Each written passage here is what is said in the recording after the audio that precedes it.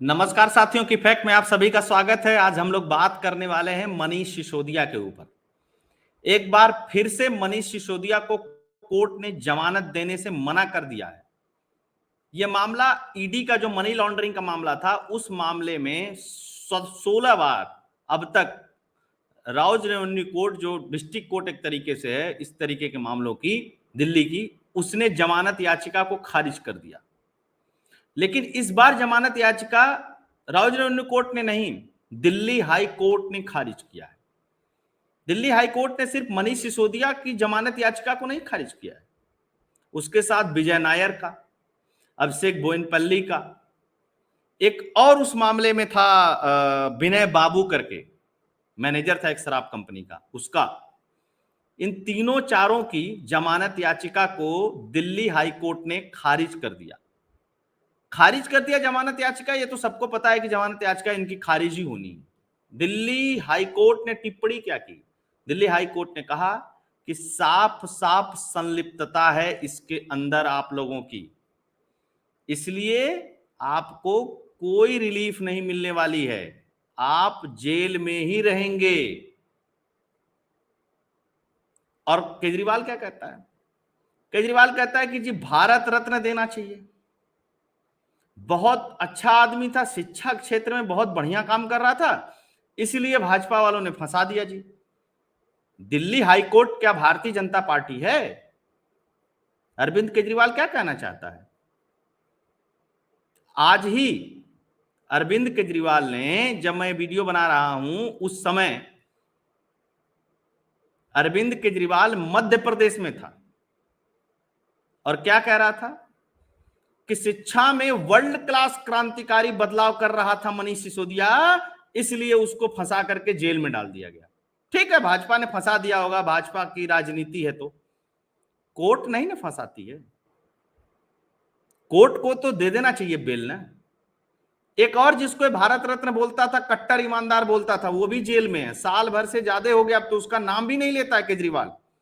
सत्येंद्र जैन उसका नाम है। कभी पत्नी बीमार है तो जमानत दे दो साहब, कभी बच्चा पढ़ने गए हैं तो जमानत दे दो साहब, लेकिन जमानत कोर्ट से नहीं मिल रही है। क्योंकि 100 करोड़ का जो गबन हुआ है ना दोस्तों, जिसको केजरीवाल कहता था पहले कि सीबीआई ने जांच किया, ईडी ने जांच किया, मनीष सिसोदिया अगर गलत है तो क्यों नहीं मनीष सिसोदिया को गिरफ्तार कर लिया जाता। जब गिरफ्तार कर लिया गया तो कह रहा है कि जबरदस्ती गिरफ्तार कर लिया गया।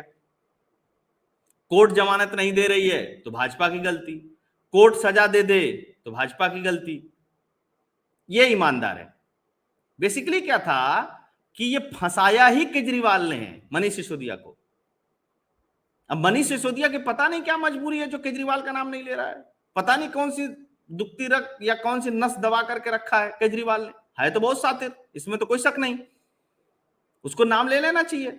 आखिर में भाई जो 100 करोड़ का गबन किया, तो केजरीवाल को ही तो वैश्विक नेता, पूरे भारत का नेता बनना था, नेतागिरी करने के लिए ही तो ये सब गबन किया गया।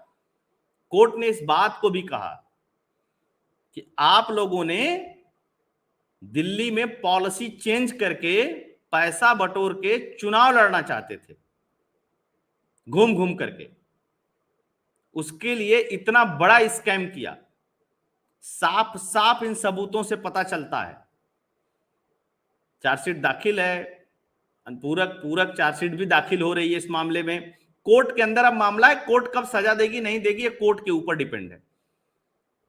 ईडी सीबीआई को तो जो अपना काम करना है वो कर ही रही है, केंद्र सरकार को जो अपना काम करना है वो कर दिया है, उसने जांच करवाना था जांच करवा दिया है। अब कोर्ट जाने की कब सजा देगी, कब छोड़ेगी, कब नहीं छोड़ेगी। लेकिन एक बात समझिए कि इस भारतीय राजनीति में इतना रंग बदलने वाला बेशर्म नेता किसी ने नहीं देखा होगा। आज ही उसको सुप्रीम कोर्ट से भी फटकार मिली है, कह रहा पैसा नहीं हमारे पास दिल्ली के इंफ्रास्ट्रक्चर को डेवलप करने के लिए। एक प्रोजेक्ट है उसमें कुछ परसेंट पैसा इसको भी देना था, जबकि अन्य प्रदेश जिनके पास इससे कम रिसोर्सेज है वो प्रदेश पैसा दे करके काम करवा रहे हैं, लेकिन ये कहता मेरे पास पैसा ही नहीं है। सुप्रीम कोर्ट ने क्या कहा कि चल ठीक है, तू अपना सारा बजट और खर्चा लेकर के आ, 2 हफ्ते में एफिडेविट दाखिल कर, फिर देखते हैं कि तेरे पास पैसा है कि नहीं है। आप एक तरीके से इस पूरे विवाद और इस पूरे घोटाले और इस सब सारी की जड़ में कौन है? अरविंद केजरीवाल है। लेकिन शातिर कितना है कोई विभाग नहीं, किसी फाइल पे साइन नहीं, न कोई विभाग है उसके पास, न किसी फाइल पे साइन है। साफ साफ उससे पूछताछ होती है तो मुकर जाता है कि साहब हमको तो पता ही नहीं था, ये तो डिपार्टमेंट वाले ही कर लिए। तो तुझको जब कुछ पता ही नहीं है दिल्ली के अंदर, तो तू किस बात का मुख्यमंत्री है भाई?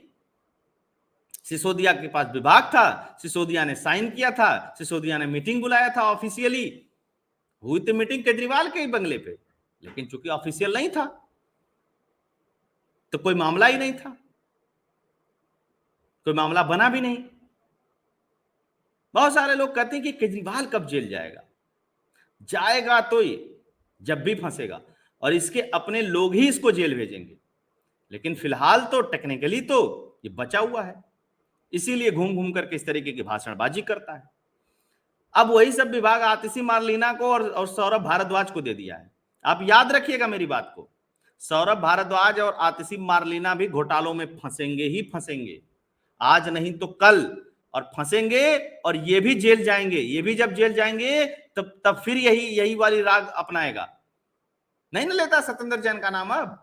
मनीष सिसोदिया के लिए भावुक हो जाता है, जो इसके बिके हुए अखबार हैं वो लिखते हैं केजरीवाल मनीष सिसोदिया के लिए भावुक हो गए, रोने लगे, अरे मेरा लाल कितना बढ़िया नेता, देशभक्त, भारत रत्न, महाराणा प्रताप जेल में है, बताओ कितने कष्ट में हूं। ये कहीं कष्ट में नहीं है, ये एकदम ऐश में है, एकदम आराम में है, एकदम खुश है कि बढ़िया है, ये सब कमा करके ला करके दे, घोटाले करके ये सब मेरे हिस्से के भी जेल भुगते, मुझको क्या फर्क है, मैं फिर दूसरा ढूंढ लूंगा। विजय नायर से भी इसने पीछा छुड़ा लिया।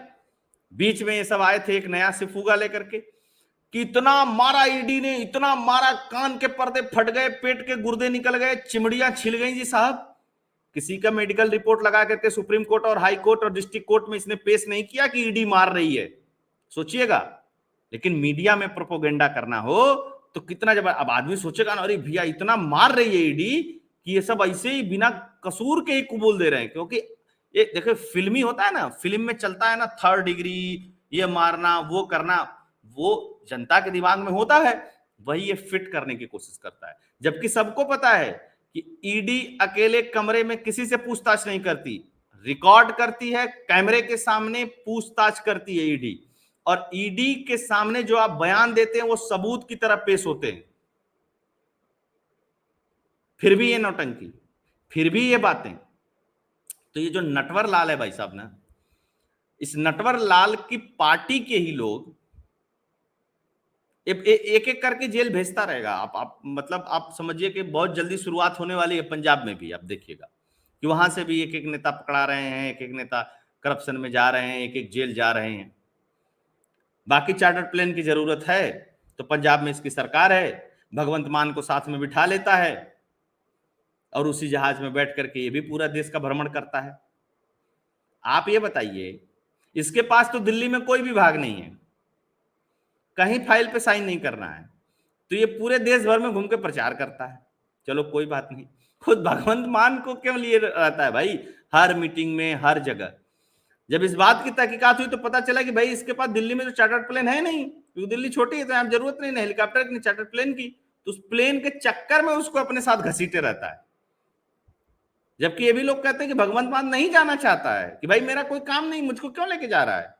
लेकिन कहता नहीं नहीं भाई तेरे पास प्लेन है, मैं प्लेन अगर तेरा लेके जाऊंगा तो हल्ला मचेगा, तो तू भी साथ में बैठ ले, मैं भी बैठ लेता हूं, चल 2-3 घंटे में वहां भाषण वाषण दे करके आते हैं, फेंक फाक करके चले आते हैं। आजकल एक नया नारा दे रहा है, आओ देश को बदलें। अरे तुझे दिल्ली तो बदली नहीं जा रही है, तेरे पास 1100 करोड़ तो है नहीं ट्रांजिट रेल चलाने के लिए। तू सुप्रीम कोर्ट में जाकर करा साहब मेरे पास पैसे नहीं, तू देश बदलेगा, घोटालेबाज गिरगिट। तेरी कथनी और करनी में जमीन आसमान का नहीं, जमीन और अंतरिक्ष का अंतर है। अब बिजली का बिल है, उसका उसका दाम बढ़ा दिया दिल्ली में, अब कह रहा है केंद्र सरकार नहीं चाहती है कि फ्री बिजली दे। जानते हैं क्या दिक्कत है उसमें?